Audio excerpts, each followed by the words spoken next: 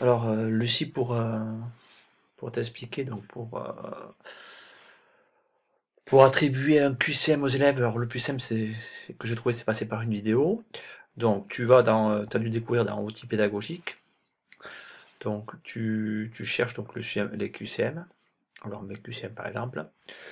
Donc, ces QCM, tu prends le mouvement rectiligne, c'est ce que tu voulais. Donc, tu fais un clic droit sur ce QCM. Tu l'associes donc à un nouveau devoir. Donc ensuite tu choisis la classe pour laquelle tu vas faire le QCM, donc en l'occurrence les sciences physiques chimie donc de pro groupe 2. Donc là tu as la date à laquelle le QCM va se faire.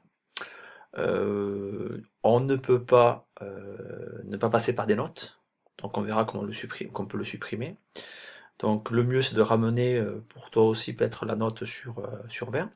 Et après pour l'évaluation par compétence, tu mets évaluation ici associée. Donc, ils vont te demander quelles compétences tu veux évaluer. Donc, tu vas ici dans palier 1 personnalisé. Donc, ici, tu as donc mathématiques, sciences physiques et anglais pour l'instant. Donc, tu choisis sciences physiques puisqu'on est dans le mouvement rectiligne.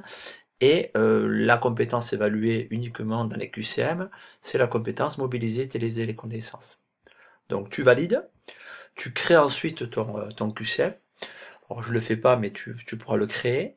Et à ce moment-là, le QCM donc, va se mettre sur la page d'accueil dans e-devoir des élèves. Donc, ils le font. Et ils auront une note qui sera attribuée. Cette note-là te servira toi d'évaluer par compétence. Donc tu as 4 niveaux de compétences. Donc tu vois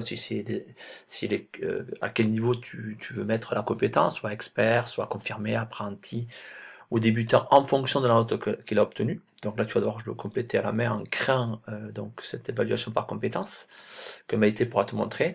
Et ensuite, tu peux supprimer, et tu supprimeras le devoir, tu iras dans devoir notes, hein, donc ici dans notes, dans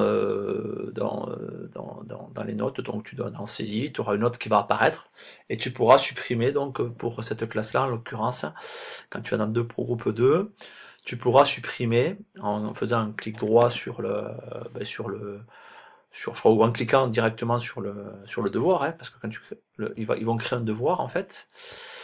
Et après, en cliquant dessus, tu peux supprimer le devoir en question, donc les notes vont se modifier. Mais ça, tu le fais qu'uniquement après avoir rempli donc ton évaluation par compétence que tu vas retrouver en fait dans l'évaluation.